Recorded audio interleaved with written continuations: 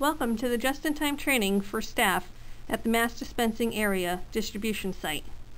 This training will provide an overview on the Strategic National Stockpile, or SNS, the MDA Distribution Site, handling medical countermeasures, and jobs at the MDA Distribution Site. Please see your supervisor if you have any questions after you review this presentation. Once you complete the training, remember to sign off and include the date in the MDA pod plan. Thanks, and enjoy the show.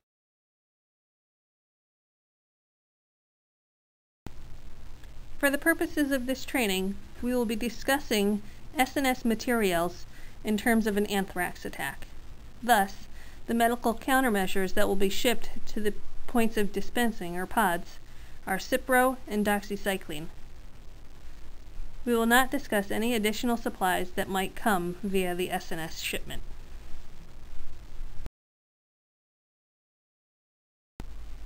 Once the state requests the SNS material from the Centers for Disease Control, the material will begin arriving within 12 hours as a push pack.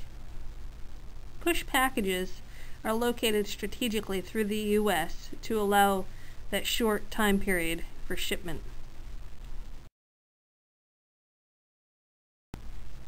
Now that you have a basic understanding of what an SNS asset is and when it will arrive, we need to talk next about where they will go. Initially, as the SNS assets arrive in the state, they will likely be transported to the state RSS, also known as the Receipt, Storage, and Staging Facility. From there, the medical countermeasures will be transported to the pods and the MDA distribution sites. These are the locations where the countermeasures are distributed to the people. An MDA distribution site can be co-located within a pod, or it can be a separate location. This type of distribution site allows the countermeasures to be delivered and distributed to closed pods, such as nursing homes or large companies. This allows the pod to focus on dispensing countermeasures to people walking into the clinic. It will also hopefully decrease the number of people going to a pod, thereby increasing the pod's throughput. Here is an example of what a typical MDA distribution site might look like in terms of an organizational structure. It is designed to follow the incident command structure and will mimic what the pod organizational chart might look like. Just like ICS, following the chain of command is critical. Each manager or leader or chief should only be in charge of 3 to 7 workers. If any superior has more than 7 subordinates, the group should be divided into teams and team leaders identified.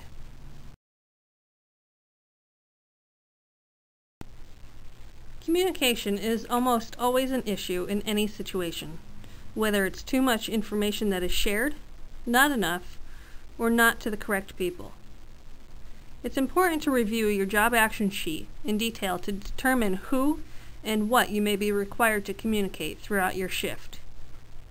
Be sure that you know how to operate any communications equipment that is provided to you, such as a walkie-talkie or a cell phone with direct connect features.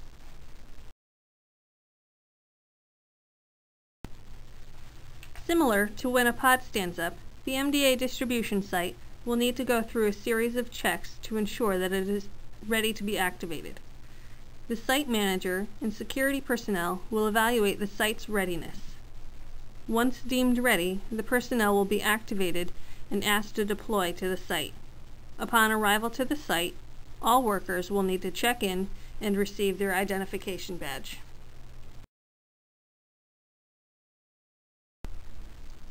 The process of activating and deploying staff continues with a general briefing from the site manager, followed by the distribution of job action sheets and role-specific just-in-time training.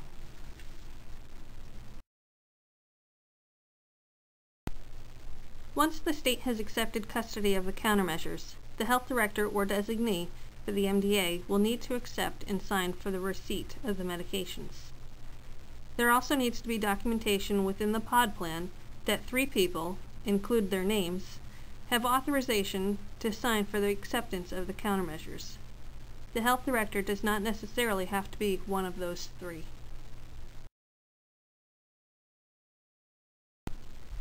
This slide has to do with the receipt, storage, and staging facility at the state level. This is informational only, as this is separate from the MDA distribution site activities.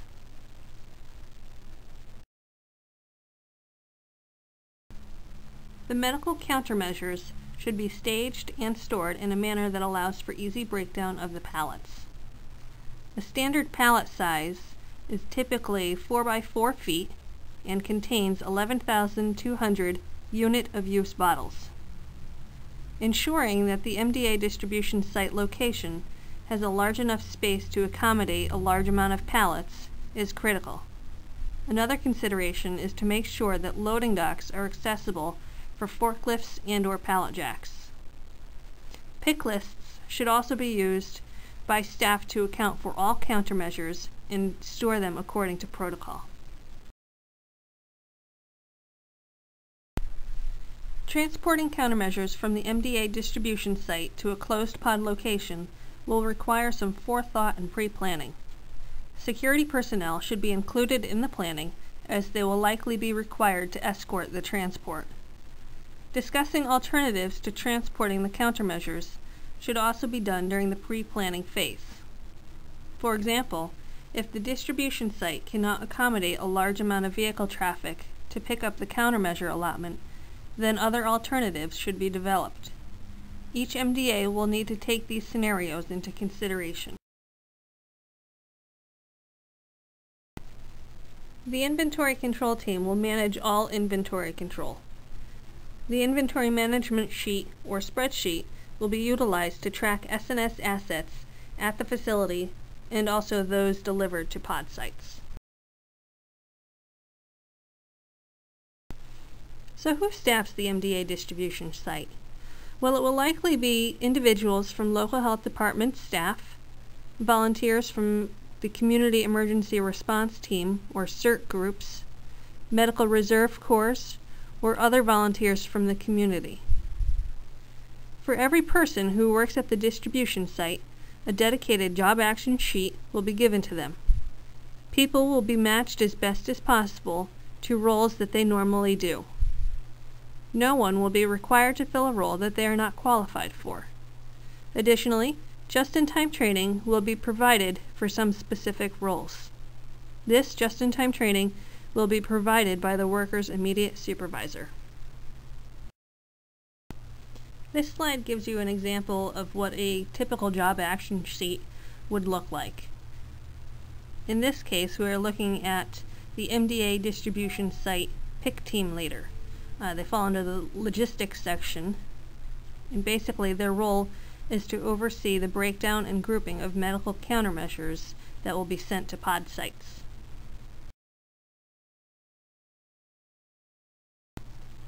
Over the next few slides, we will discuss some roles that may be seen at an MDA distribution site. This slide describes the mission of the MDA distribution site manager. Their overall mission is to provide supervision and leadership for the entire site. Additionally, they will also organize and direct aspects relating to site coordination and distribution of assets from the strategic national stockpile.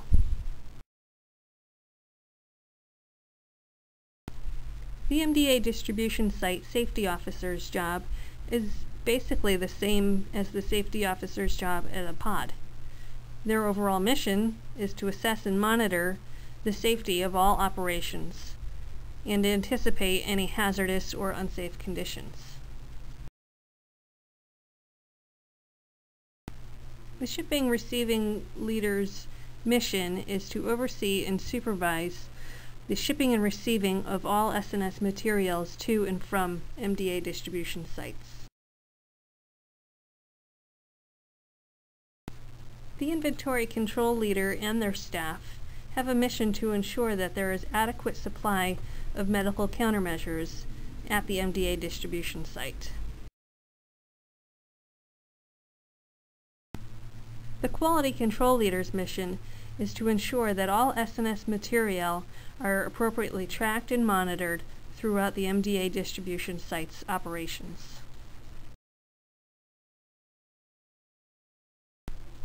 The PIC team leader and their staff have a mission to oversee and ensure the breakdown and grouping of medical countermeasures that will be sent to pod sites.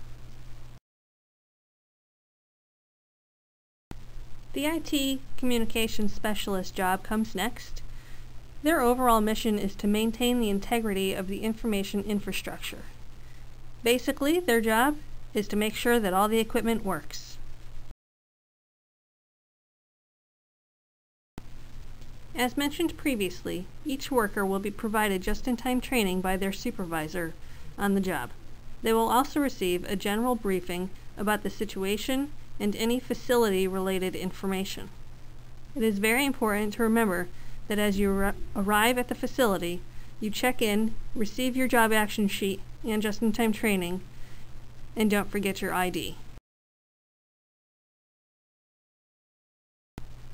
At the end of your shift, be sure to brief your supervisor, turn in any necessary reports and equipment, and during the checkout process, be sure to sign out and return your identification badge. Congratulations! You've reached the end. I would encourage you all to remember the following 3 things. Remember to follow your ICS reporting structure, ask questions as needed, and remember you are doing a great service to the public. So thank you very much for your help.